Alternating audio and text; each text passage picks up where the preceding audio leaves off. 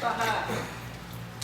You know, one of the biggest tools that the devil has today is throwing up to people what all has happened in their lives. What all that has occurred in their lives. And he wants to continually throw that up. He continually wants to beat you to death with it. He continually wants to hit the rewind button and pull it back and say, I want you to look and see who you were, what you did, and how you did it. But let me tell you this morning, folks, you are a new creature in Jesus Christ. You are a new being in Jesus. And I tell you what, when he saves you, when he forgives you, he wipes the board clean. He wipes it completely new. It's over with. It's forgotten. It's not in the memory banks. You can't retrieve it. He doesn't pull it back up. It's gone. G-O-N-E, gone. It's forever gone. Amen. He is so wonderful. If you've got your Bibles, let's turn to John chapter 8 for just a few moments.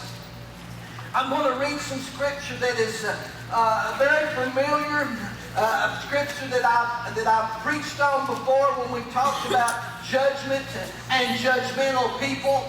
But I want to take it just a little bit here today when looking at this and this wonderful story of Jesus and His grace and His mercy of how we should leave it behind. We should leave everything behind that's occurred in our lives and move on through Him.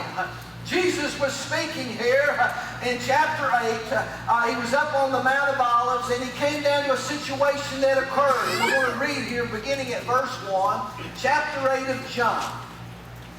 Jesus went into the Mount of Olives, and early in the morning he came again into the temple, and all the people came unto him, and he sat down and taught them. And the scribes and the Pharisees brought unto him a woman taken in adultery. And when they had set her in the midst, they say unto him, Master, this woman was taken in adultery in the very act. Now Moses in the law commanded us that such should be stoned, but what sayest thou? This they said, tempting him, that they might have to accuse him. But Jesus stooped down and with his finger wrote on the ground, as though he heard them not. Oh, I like that. So when they continued asking him, he lifted up himself and said unto them, He that is without sin among you, let him first cast a stone at her. And again he stooped down and wrote on the ground. And they which heard it, being convicted by their own conscience, went out one by one, beginning at the eldest, even unto the last. And Jesus was left alone, and the woman standing in the midst. When Jesus had lifted up himself and saw none but the woman, he said unto her, Woman, where are those thine accusers? Hath no man condemned thee? She said, No man, Lord. And Jesus said unto her, Neither do I condemn thee. Go and sin no more. Then spake Jesus again unto them, saying, I am the light of the world. He that followeth me shall not walk in darkness, but shall have the light of life. Let's begin to look at this just for a moment. We know the story of the judgmental scribes and Pharisees who brought the woman that had been caught in sin. It uses adultery here. It could be any sin. It could be anything. People try to classify sin. Oh, that's a bad one. They really messed up this time. Let me tell you what, messing up is messing up. It don't matter what it is. Sin is sin. There ain't no first level, second level, third level. Sin is sin. That's what the Word says. That's what it says. Not me, not our church, not our deacons, but that's what the Holy Word says. Sin is sin. They brought her. They wanted to try Jesus. They wanted to push his buttons. They wanted to get him, try to trick him up, cross him up. But you know what? They were dealing with the Master. They didn't realize who they were dealing with. And when they came and they began to They began to speak. I like what he said. He didn't get upset. He didn't get mad, but he stooped down in the dirt. He began to write with his finger. Many times I thought, what was he writing? What was he saying? I can just imagine.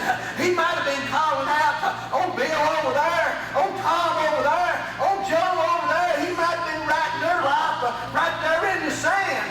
I don't know what he was doing, but I realized real quick, they couldn't stand it. They began to move. And you know what? God was on the scene, amen. The judgment that they wanted to bestow on them, he couldn't handle it. It couldn't be there. Yes. And he looked around, and he said these words. I like to paraphrase it. I could just imagine saying like this. Whichever one of you guys is perfect, you pick the first big old rock up and you bash your brains out. You just cut loose. Then the rest of you join right in. But you know what? They begin to realize they had judgment. 4 points I want to touch on today. Number one, traditionally this scripture's about judgment. We need to stop it. We need to eliminate it. We need to get it out of our system. We need to leave the judgment to the one that's perfect, the one that's spotless, the one that sits on the throne. We need to leave our judgment to him. We need to let him take care of it. Well, Lord, I'll tell you what, he's perfect. He don't never make a mistake.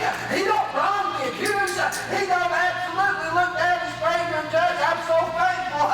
You know what? Because if he wasn't and it was left up to folks down here, this old boy's head would have been rolling a long time ago, along with a whole bunch of the rest of you. I'm grateful. I'm judged by the spotless and holy one. Amen. Well, glory. That'll preach. Woo! Amen. Leave that judgment. Stop it. I want to step on just a little bit more. Sometimes I meet folks, they got something called self-judgment. I've met folks and they say, preacher, you just don't know what all I've done. You don't realize what all my life's been. You don't realize the places I've gone and the things I've done and the people I've been with and the transactions and things. Let me tell you, I don't care about them. I don't care what's happened. Let me tell you what, God will take care of that. He'll wipe me clean. It ain't for me to deal with. It ain't for you to deal with. You need to stop the self-judgment. One of the biggest lies the devil will give you. You're not worthy. You've done all these things. You can't be a Christian. You can't live it. You can't. Who do you think you are going to church? You're the biggest this. You're the biggest so-and-so. You're the biggest this. Let me say what? He's the biggest liar.